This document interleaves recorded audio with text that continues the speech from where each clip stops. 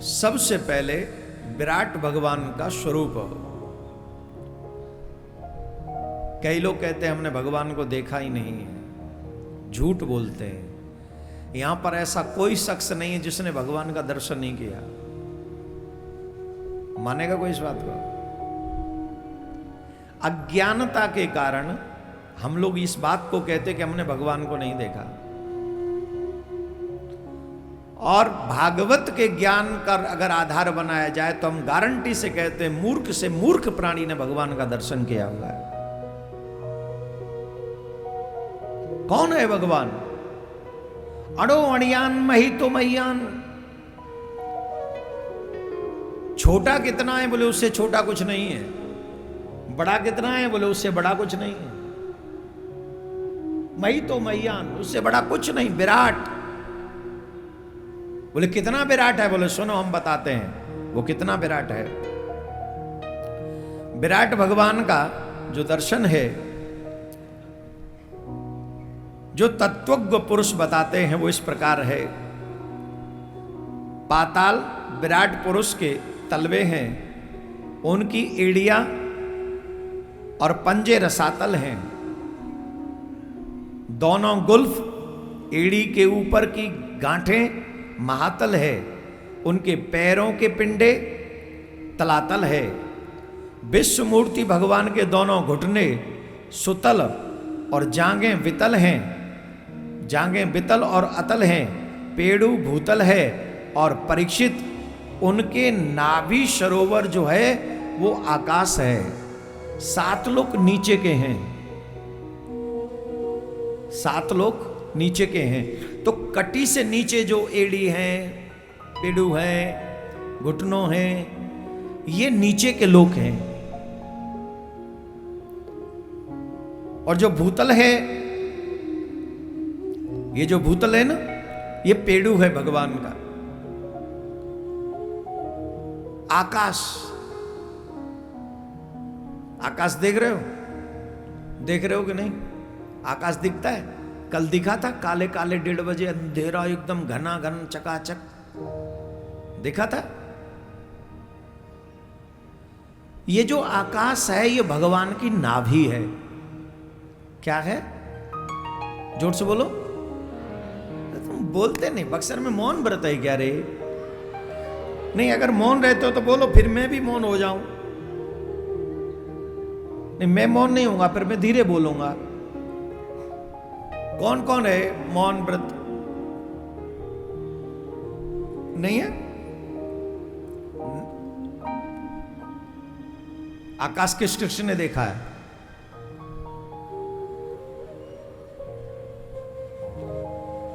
आप लोगों ने नहीं देखा? नीचे करो। अपने शरीर में नाभि को कल्पना में लाओ। आपके शरीर में जो नाभि है उसे कल्पना में लाओ। ले आए? आपका शरीर जितना बड़ा है, नाभि कितनी है बोलो? नाभि कितनी बड़ी है शरीर में? बहुत छोटी सी। ये जो आकाश है ये भगवान की नाभि है। क्या है? जोर से बोलो। जिसकी नाभि इतनी विराट है, जिसका कोई अंत नहीं, वो कितना विराट होगा। वाह! आप कहते हो हमने, ये जो सूर्य है ये भगवान का नेत्र है। ये जो चंद्र है ये भगवान का मन है। ये जो पर्वत हैं ये भगवान की अस्थियां हैं। ये जो नदियां हैं ये भगवान की नाड़ियां हैं। ये जो वृक्षावली है ये भगवान की रोमावली है। हेलो माय डियर, बताओ तुमने वृक्ष नहीं देखे? इसका मतलब अगर आपने वृक्ष देखे हैं तो आपने भगवान के रोम रोम का दर्शन किया है। आपने नदियां देखी हैं तो आपने भगवान की नाड़ियों का दर्शन किया है। आपने अगर पर्वत देखे हैं तो इसका मतलब है आपने भगवान की भीतर की हड्डियां देखी हैं। अगर आप सूर्य भगवान को जल चढ़ा रहे हो, सूर्य का दर्शन कर रहे हो, तो आप भगवान के नेत्र का दर्शन कर रहे हो। और जब चंद्रमा का दर्शन कर रहे हो तब आप भगवान के मन का दर्शन कर रहे हो। हाउ डेयर टू से दिस कि आई नेवर सीन गॉड? कैसे कह सकते हो तुम कि हमने भगवान को नहीं देखा?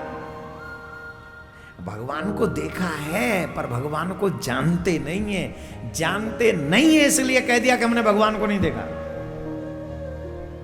महाराज जी, कोई हमें न जानता हो और हम वहां से निकल जाएं और उससे कोई पूछे हमारा जानकार, अरे तुमने महाराज जी को देखा, देवकीनंदन को देखा? बोले नहीं, हमने तो नहीं देखा। फिर उसे जानकारी कराए, तुम जानते नहीं हो ये महाराज जी देवकीनंदन जी बक्सर में आए, कथा कर रहे हैं। अरे ओ, ये तो एयरपोर्ट पे मुझे मिले थे ना। यही है द सेम थिंग। भगवान कहाँ है? बोले वो सूर्य नेत्र है भगवान का। मिलेंगे वो तुम, पर तुम पहचाने नहीं उन्हें। ये पेड़ हुआ पृथ्वी जिस पर टिके हुए हो तुम, पर तुम उन्हें पहचानते नहीं हो। भगवान को जानने के लिए, भगवान को पहचानने के लिए हमें ज्ञान की आवश्यकता होती है। ये विराट भगवान का दर्शन है। यहाँ पे विराट भगवान के स्वरूप का दर्शन कराया, वर्णन किया यहाँ पे, बोलो राधे राधे। फिर सूक्ष्म रूप का, स्थूल रूप का हो गया, सूक्ष्म रूप का दर्शन हुआ। इसके बाद भागवत में प्रसंग आता है कौन कौन से देवता की पूजा किस किस कामना को पूर्ण करने के लिए करनी चाहिए।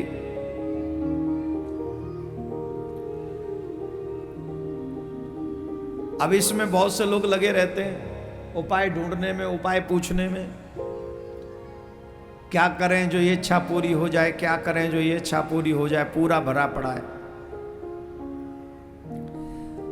आयु की वृद्धि के लिए अश्विनी कुमारों की पूजा करनी चाहिए। पुष्टि के लिए पृथ्वी की पूजा करनी चाहिए। प्रतिष्ठा की चाह हो तो लोकमाला पृथ्वी और धौ आकाश का सेवन करना चाहिए। सौंदर्य चाहने वालों को गंधर्वों की पूजा करनी चाहिए। पत्नी की प्राप्ति के लिए उर्वशी अप्सरा की पूजा करनी चाहिए। लो, जितने भी रंडवा मेरी बात को सुन रहे हो ध्यान से सुन लो। हाँ, ये ज्यादा चलेगा। अरे क्या मैंने कुछ गलत तो नहीं कह दिया? अरे हमारे यहाँ रंडवा उसको कहते जिसकी उम्र होली हो, ब्याह ना हो रहा हो, 25 से ऊपर जो निकल गया उसको कहते रंडवा, और 25 से नीचे की उम्र को कहते कुंवारा, है ना। तो बुरा मत मानना, भाषा का फर्क हो सकता है। हमारे यहाँ, तुम्हारे यहाँ पता नहीं कुछ और कह देते हो, रंडवा को सो पता चले बाबा मेरे ऊपर चढ़ाई हो जाए। हाँ देखो भाई, सनातनी मेरे ऊपर चढ़ाई मत करना, बाकी के लोगों की चढ़ाई से मैं डरता नहीं हूँ। सनातनी मत, मुझे सनातनी अपना समझो, मैं आप ही का हूँ कसम से, बाकी की तो मैं देखभाल कर लूंगा। राधे राधे बोलना पड़ेगा।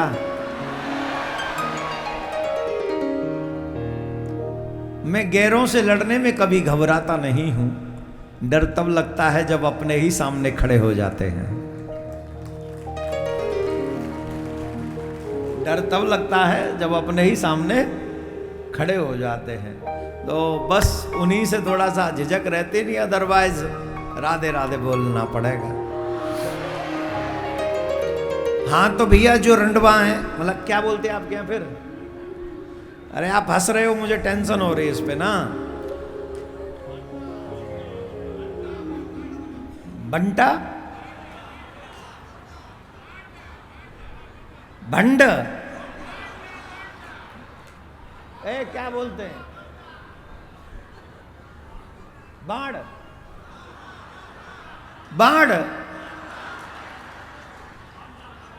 बंडा। अच्छा, बांडा लोग, हमारी बात को सुनो, तुम्हारा बांडा लोग खत्म हो जाएगा। बांडापन मतलब बांडा खत्म नहीं होगा, बांडापन खत्म हो जाएगा। मतलब रंडवा खत्म नहीं होगा, रंडवापन खत्म हो जाएगा। ध्यान से सुनो। जितने भी बांडा हैं बक्सर में, कल से ही उर्वशी की पूजा करना शुरू कर दें। उर्वशी, अरे हमने कह रहे हैं भागवत में लिख रहा है, अब इसमें हम क्या करें। उर्वशी स्वर्ग की अप्सरा है। कौन है? उर्वशी स्वर्ग की अप्सरा है। उर्वशी की पूजा करने से बांडापन खत्म हो जाता है, रंडवापन खत्म हो जाता है, शादी हो जाती है। अब जैसी भी मिले वो तो तुम्हारे कर्म के ऊपर डिपेंड है, मिल तो जाएगी ही। चाय तो पिवाई देगी गरम गरम बना के, अगर ते सौर ठीक रहे तो। राधे राधे बोलना पड़ेगा, जोर से बोलना पड़ेगा। जिसे स्वामित्व प्राप्त करने की इच्छा हो उसे ब्रह्मा की तपस्या करनी चाहिए। जिसे यश की इच्छा हो वो यज्ञ पुरुष भगवान की पूजा करे, यज्ञ पुरुष भगवान की सेवा करे। ऐसा करने से उसकी मनोकामना, ऐसे ही तमाम देवताओं की बातें बताई गई हैं। उसके बाद में सृष्टि का सृजन, सृष्टि का सृजन जब यत्र तत्र सर्वत्र जल ही जल था, समस्त ब्रह्मांड में जल ही जल था, तब भगवान के मन में एक इच्छा हुई,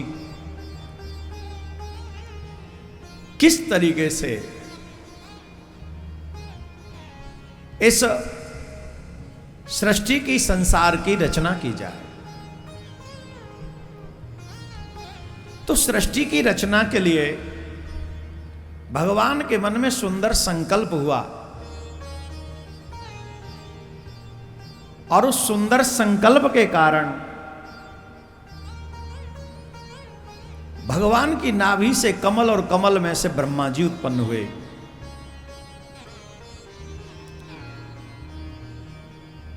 ब्रह्मा जी को भी अपना बोध नहीं था। ब्रह्मा जी ने तप किया, और जब ब्रह्मा जी ने तप किया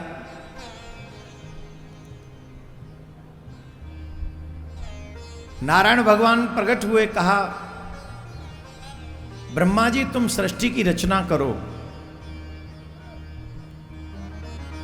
बोले प्रभु हमें स्वयं नहीं पता हम कौन हैं, हम क्या सृष्टि की रचना करेंगे। तब भगवान ने एक क्षण में ही ब्रह्मा जी को, एक क्षण में ही चारों वेदों का ज्ञान दिया, और तब ब्रह्मा जी ने सृष्टि की रचना की। सबसे पहले मानस पुत्र सनक सनंदन सनातन सनत कुमार को जन्म दिया।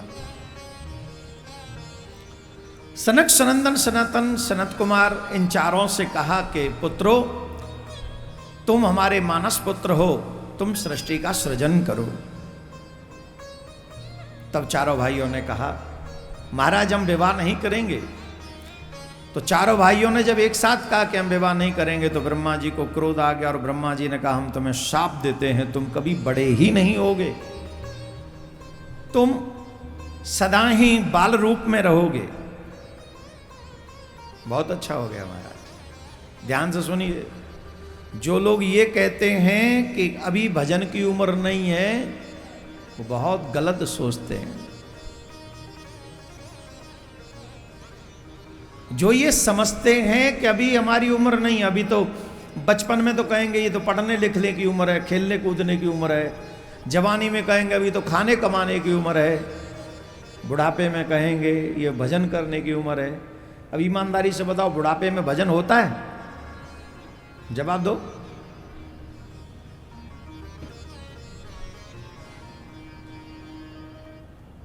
कहां होगा बुढ़ापे में भजन? बहुत सुंदर भजन, एक पंक्ति गुनगुनाओगे? भजन कर मस्त जवानी में, बुढ़ापा किसने देखा है। भजन कर मस्त जवानी में बुढ़ापा किसने देखा है। भजन कर मस्त जवानी में बुढ़ापा किसने देखा है। भजन कर मस्त जवानी में बुढ़ापा किसने देखा है।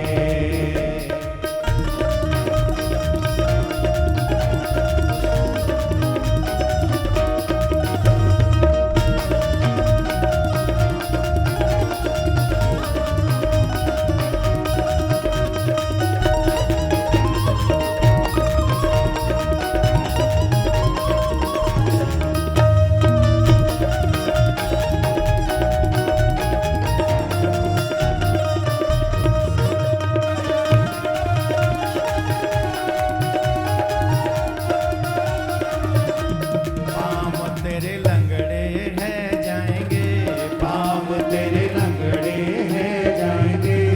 परिक्रमा कर नहीं पाएंगे। परिक्रमा कर नहीं पाएंगे। परिक्रमा तब कर नहीं पाएंगे। परिक्रमा तब कर नहीं पाएंगे। परिक्रमा कर जय हो। परिक्रमा कर जय हो। परिक्रमा कर मस्त जवानी